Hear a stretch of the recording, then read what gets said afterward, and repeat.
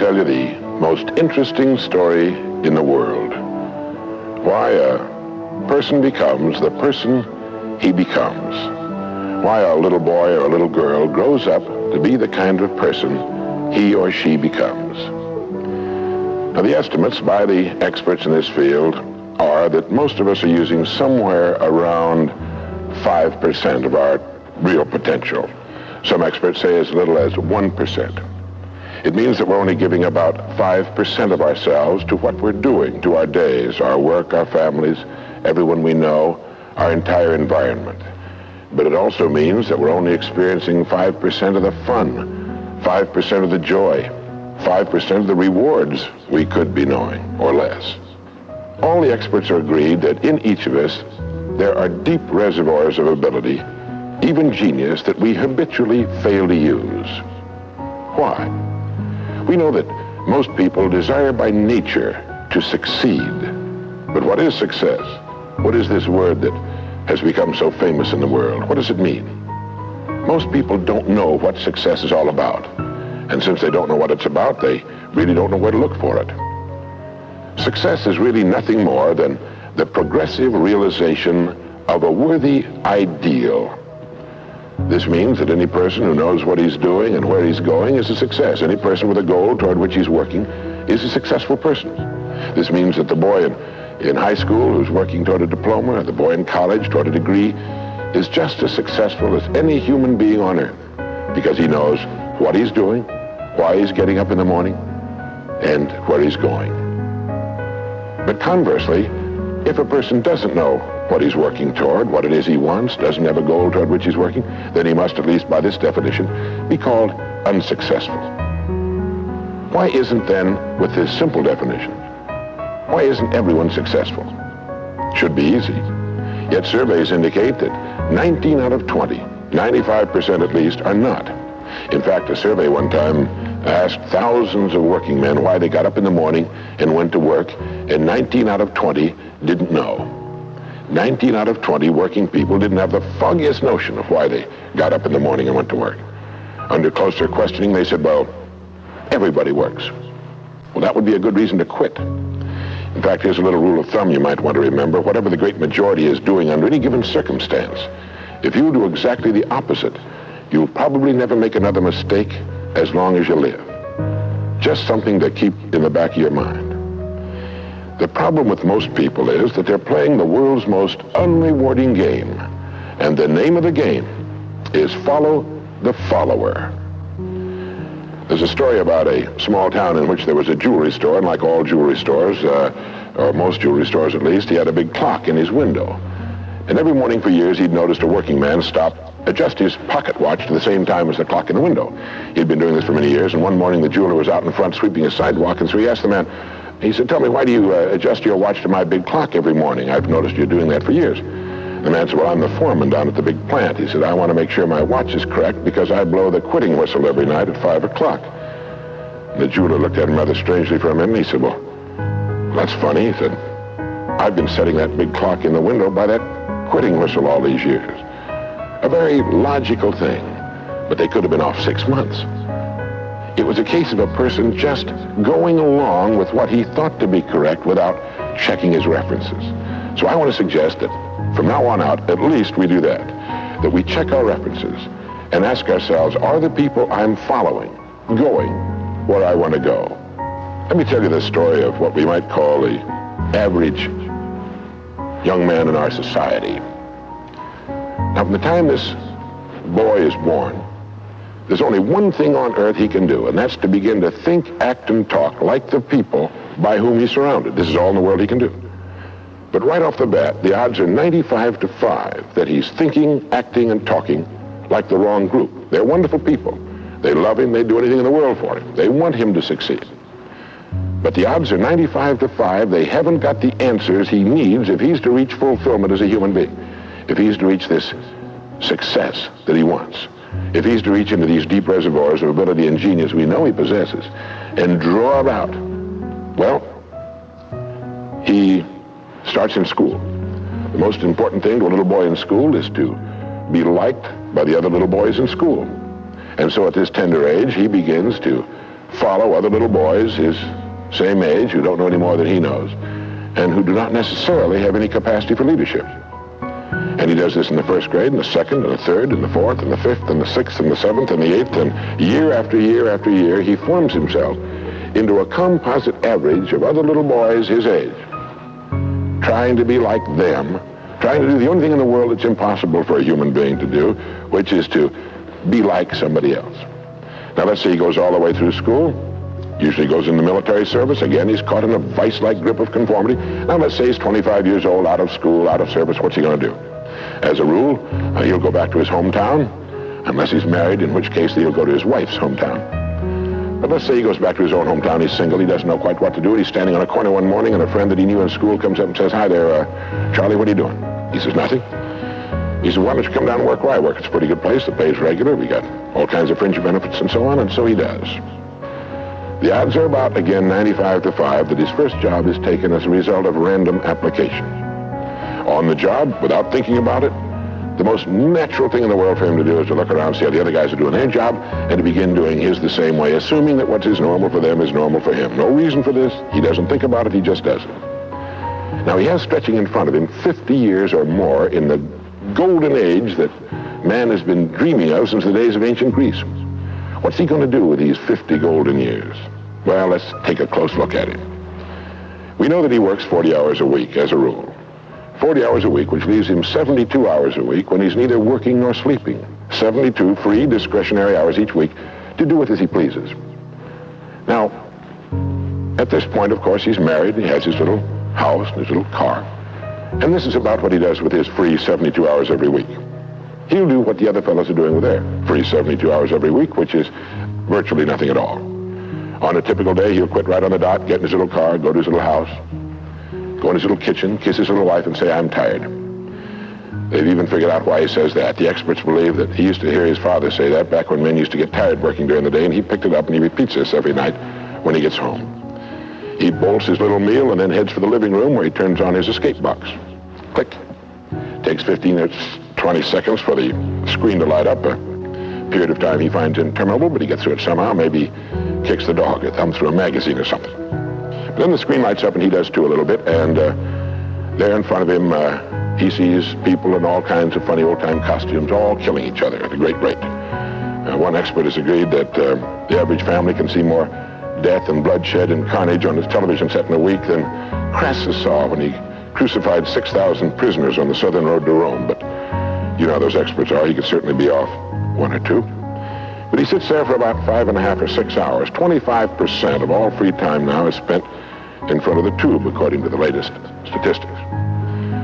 Now, there's nothing wrong with this particularly, except that he's watching other people who are earning excellent incomes in the pursuit of their careers, while he doesn't make a nickel, and gets the only two things you can get from watching TV on that kind of a schedule. He gets red eyes and a hollow head.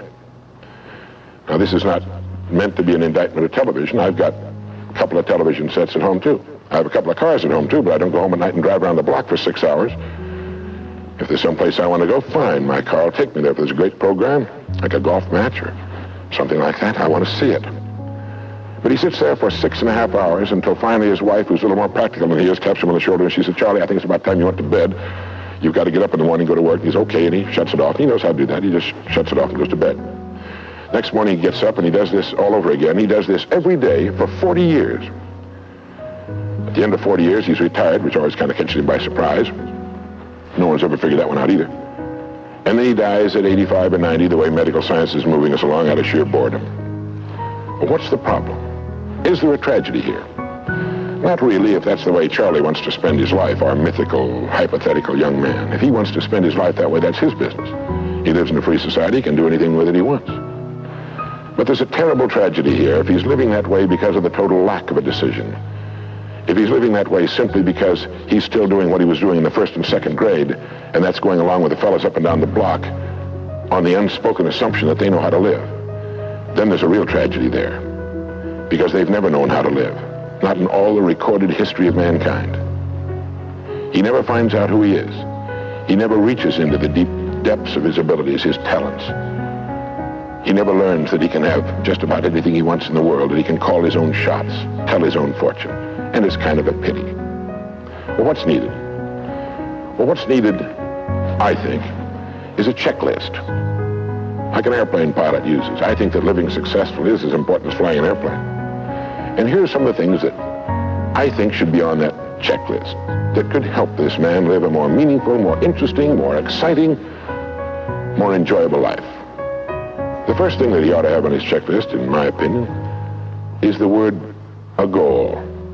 A man without a goal is like a ship without a rudder. He doesn't know where he's going. He then belongs to that 95% that are just living day by day, month after month, like a starfish or an amoeba. He needs to know where he's going. Back in the early days of navigation, sailors used to see a strange sight in the Antarctic. They'd see a giant iceberg towering high out of the sea, and it would be moving against the wind. The wind would be blowing this way. The great iceberg would be moving right into the teeth of the wind. And this, of course, frightened the sailors whose ships were powered by the wind, until it was discovered that, of course, only a fraction of the great berg was visible, and that its huge, ponderous roots were caught in the great currents of the ocean. And it was being borne purposefully along its way, regardless of the winds and the tides on the surface. Well, this is what a man needs. He needs his roots deep in a great mainstream of his own choosing, and then he'll move along his way, regardless of the winds on the surface of his life or short-term expediency, and he'll get to where he's going. The second word on our checklist might be the word attitude. It's been called the most important word in any language in the world, because it's our attitude toward our world, toward all the people in it, that will determine the world's attitude and all the people's attitude toward us. It's a simple thing. Most of us know it, but we tend to forget it. People will react to us according to our attitude. And our attitude is the greatest gift we can be given. You know, the little creatures of the world were given a wonderful gift by Mother Nature called protective coloring, in which they can blend into their background without being seen. But man was not given this great gift, because man was given an incalculably greater one. Only man has the godlike power to make his surroundings change to fit him, because his environment will change as he changes. A man's environment is a merciless mirror of him as a human being. And if he thinks his environment can stand a little improvement, all he has to do is improve, and his environment will improve to reflect the changing man. Third would be the word think. To think. The highest function of which a human being is capable. It was put pretty well by the great Pulitzer Prize-winning playwright Archibald MacLeish in his great play, The Secret of Freedom, in which he has one of his characters say, "The only thing about a man that is a man is his mind. Everything else you can find in a pig or a horse." It's true. And so if we're going to develop something, this is a good place to start. To think deliberately and with a purpose. To spend a little time each day before a blank sheet of paper with our goal perhaps written at the top, and come up with some fresh, new, and exciting ideas. The next point on our checklist you might call the law of laws. That's what Emerson called it, this great old law of cause and effect. That our rewards in life will always be in exact proportion to our contribution, to our service. We all know this, really. We tell our children in Sunday school that as ye sow, so shall ye reap, but we forget that that's true. If a man is unhappy with his rewards, all in the world he's got to do is find ways of increasing his contribution, his service. It's like the story of the preacher who was driving down a country road, and all of a sudden he came to the most magnificent farm he'd ever seen in his life. It was beautiful. And so he saw the farmer approaching the road on his tractor, and so he hailed him, and he said, "My good man," he said, "God has certainly blessed you with a magnificent farm." And the farmer thought for a moment, and he said, "Yes, you're right, he certainly has. But you should have seen this place when he had it all to himself."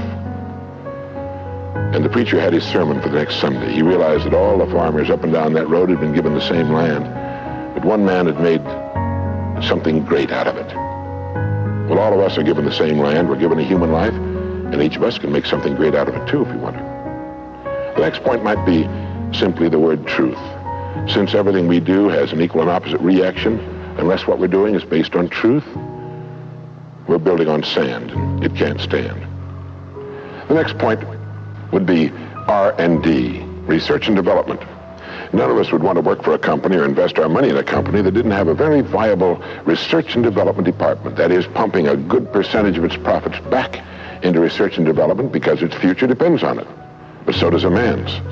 And you might ask yourself, how much of your own take-home pay have you spent during the past year for materials calculated to make you smarter this year than you were a year before, calculated to make you a little better, a little bigger as a human being, to perhaps love a little more and hate a little less and do a little better job than you did a year ago. How much money are you pumping back into yourself and your future? It's worth thinking about. And finally, the strangest secret. At the beginning, I said, what makes a child grow up into the human being he becomes? Well, this is the reason for that. Of course, he's the confluence of a genetic pool that goes back for thousands and thousands of years. His environment has an influence on him, of course.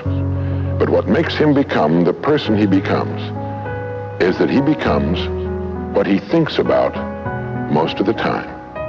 It's as simple as that. We become what we think about most of the time. And that's the strangest secret. This is why thinking is so vital. This is why a goal is so important. Because we will become that.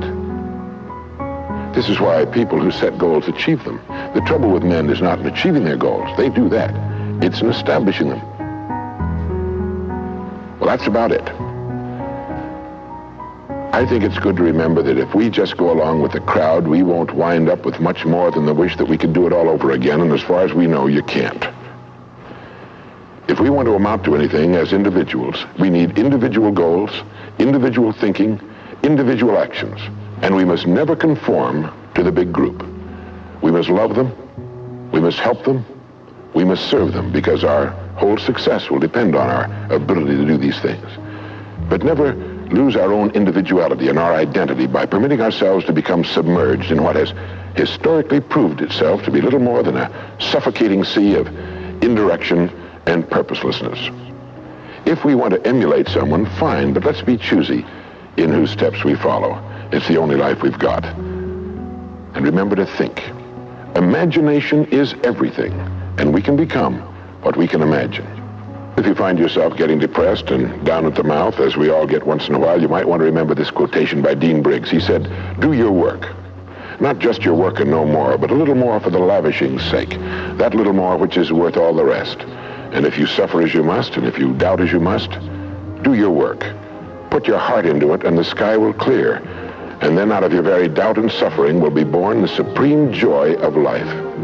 Believe it or not, in an age when we've come to nearly deify leisure time, we've almost lost sight of the fact that virtually all our satisfactions, rewards will come not from our leisure, but from our work. And don't forget the strangest secret. We become what we think about.